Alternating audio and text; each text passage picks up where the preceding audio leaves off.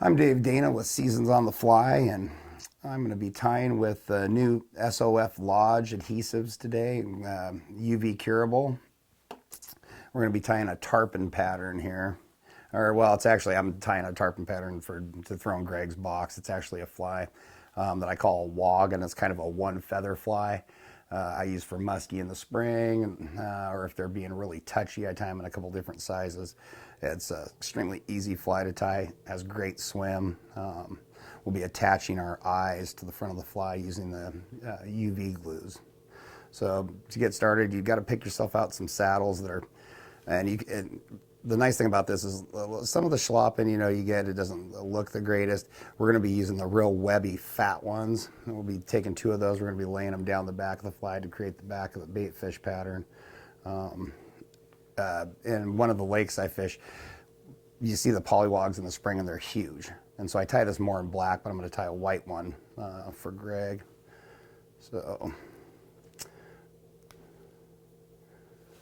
And so the sizes varied. Like I'm tying this on a big saltwater hook, but I mean, you can tie it on any size hook. Works great as a little tiny bait fish pattern for trout too, if they're up in the skinny water along the shorelines.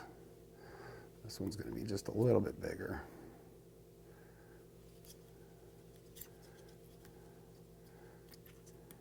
This is a great starter streamer pattern for somebody that wants to fish for bass in warm water. Super easy to tie, extremely effective. It's another one of those patterns like some of my fishing partners don't like fishing because they know how it's tied and they think it's just a little too simple, and they're a little bit of fly snobs.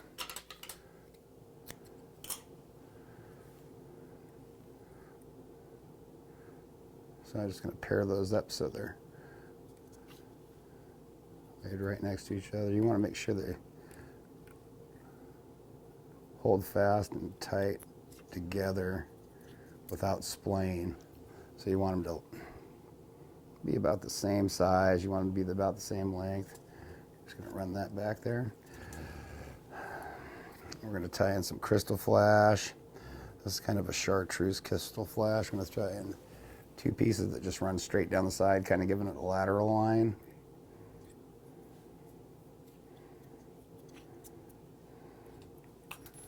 About half the length of the 2 feathers sticking off the back.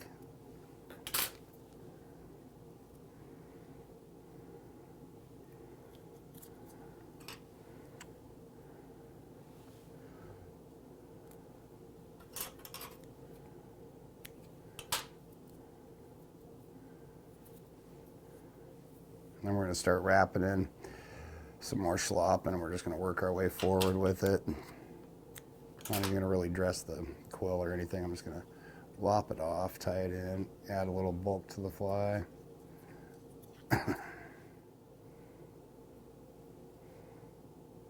I've tied this, and I've used marabou to tie this fly before, and used the tips off a bunch of marabou feathers to tie it. And it just does not fish the same way.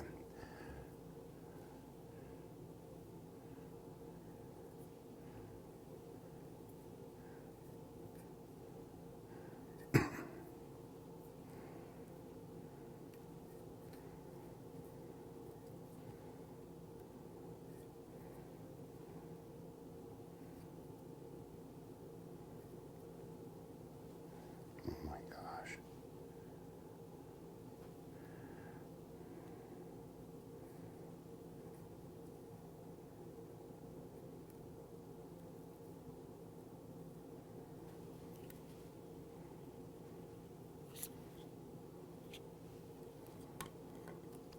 That quill had like a filament wrapped around it, or a piece of it that was splayed off of it.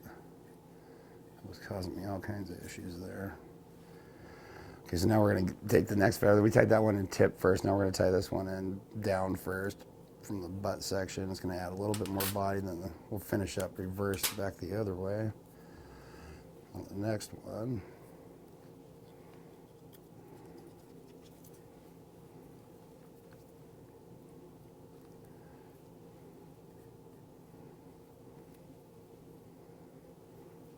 So explain why you did the tip first and now the Taper. Okay, so on it, you saw me, I tied the first piece of slopping in tip first. It's to give it taper.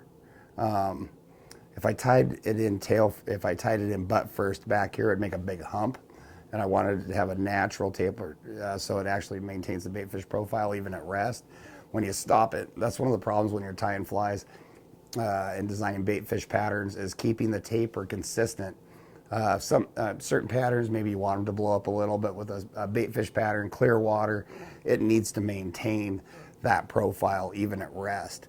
It needs to have movement, but it can't, you know, it can't, especially on a baitfish pattern, you know, that especially on a baitfish pattern that is very similar to a lot of the bait that's in the water. You can't have it swimming along. If the fish is following it and it goes from a nice slender little baitfish profile to a puffer fish all of a sudden, it's not going to eat it. It's going to, know there's something up, especially in clear water. So maintaining profile is very key when designing and developing, baitfish patterns. And then I tie the other one in butt first to give it a little bit of bulk, and then we're going to taper it back down here in a second.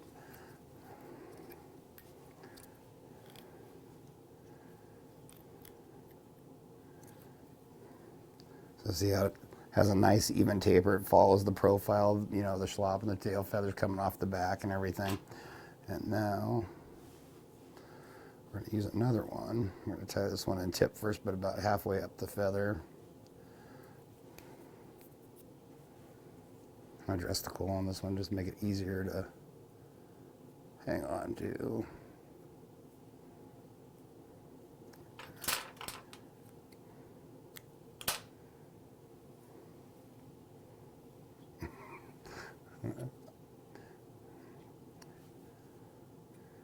See, I just do that by wiggling my nose, and the light goes off, and then I wiggle it, and I turn it back on. Bewitched style. Okay, so now we're going to take in, I kind of got ahead of myself there. We're going to add 2 more pieces of crystal flash at this point. Once again, going.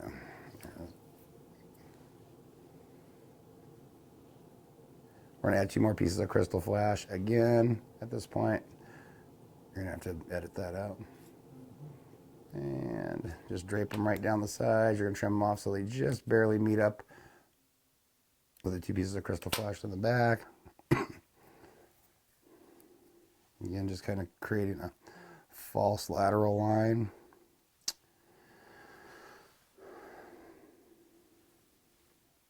Tie in our schlop in reversed here. So I'm going to take probably 4 or 5 wraps to finish this off.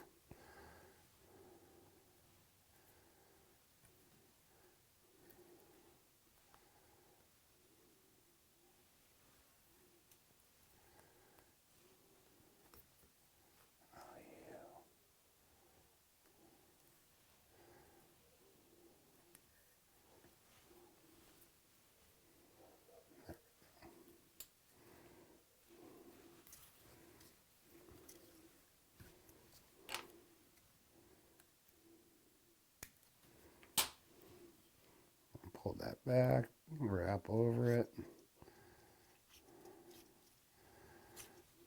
Now, on a log style, if I was tying like the black version that I fish for musky and stuff, I'd continue that all the way up to the front of the hook shank here. On this one, being fishing saltwater, I'm going to stop. I'm going to create a beak on it in the front. I just do nice even wraps and give this a nice taper all the way to the front.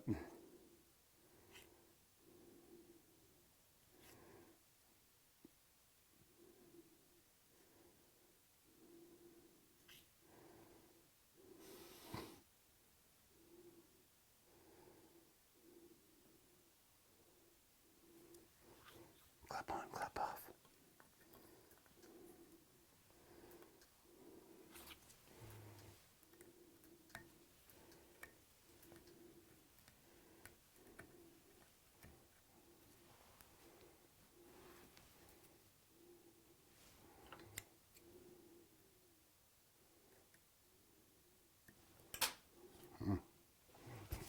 Yeah, this thread's unreal.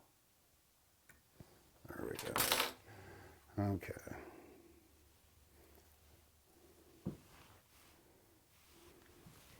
Let our light die? Yeah, it's okay though. It's And once again, I'm going to use the thicket first, just do a real quick layer on here.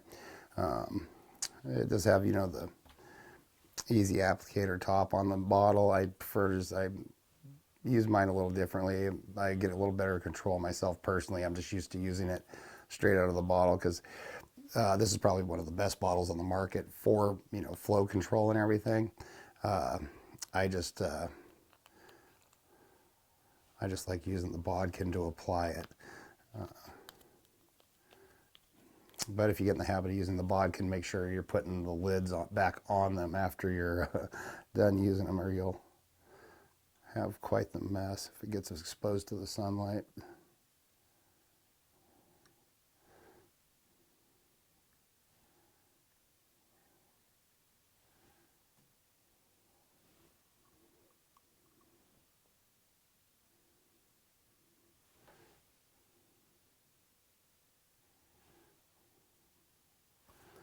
I'm just going to hit it with the light real quick to harden that.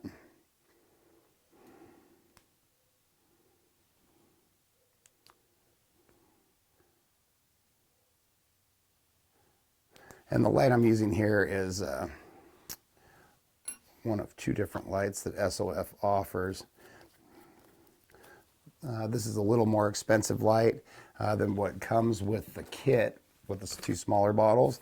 Little battery operated LED that works great with this UV curve. It takes a lot less UV power. However, both these lamps put out a lot of UV.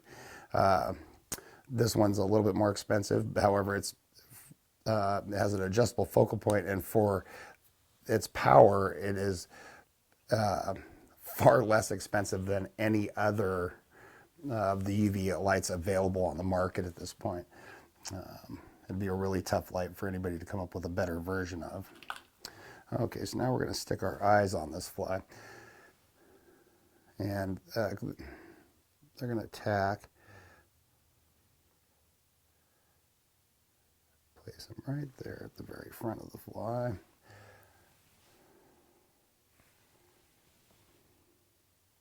I'll make sure my crystal flash is in the right position. And then I'll knock that eye off onto the floor. So Ginger can eat it. There we go. Well, one of the things I've never been able to use UV glues for on quick curing was tying hollow flies, like musky style hollow flies, and pinning eyes at the front of the fly because they didn't have the hardness and durability. The glues didn't have the hardness, the instant hardness, and the durability to attach the eyes with just a little bit of glue. They just wouldn't stay on the flies and fall off instantly. And with this stuff, it does tack, it does hold. It is actually, well, UV glues aren't a traditional super glue type adhesive. This one cures so fast and so hard, it is actually easy to use as an adhesive. A lot of the other ones on the market, you cannot even remotely try to, you can't even remotely get that quick adhesion with for attempting something like this. We're going to use quite a bit, so I'm going to put my light in my hand. let them know that we also have these glues coming in colors too. Oh yeah, I forgot about that. I'm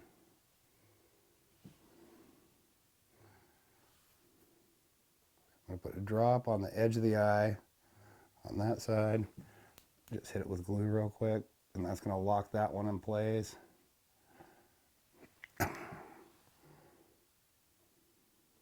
Already hard. And then I'll put some right on the front edge of this one.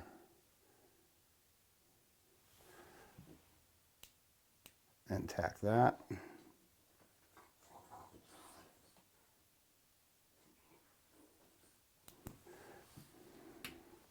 And these glues will be coming in colors also very soon, which will make it, more exciting, more fun to work with even.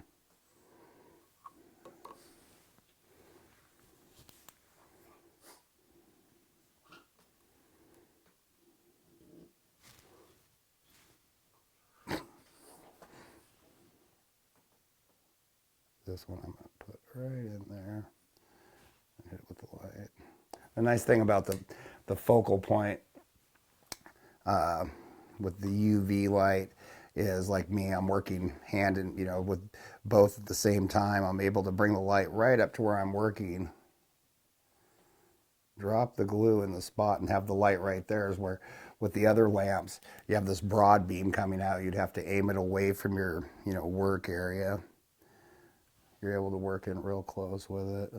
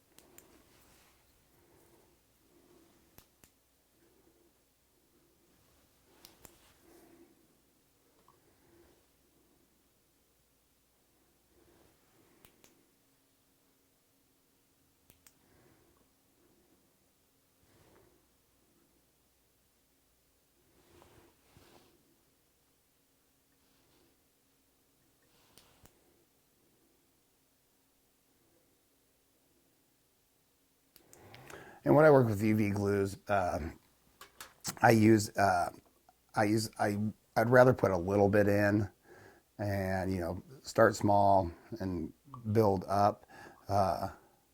With applicator tip that's on these bottles, you can actually, you have good flow control and everything. This is just how I'm comfortable, more comfortable working with the material, but you can build heads much faster than what I'm doing here by using the applicator tip built into the bottle.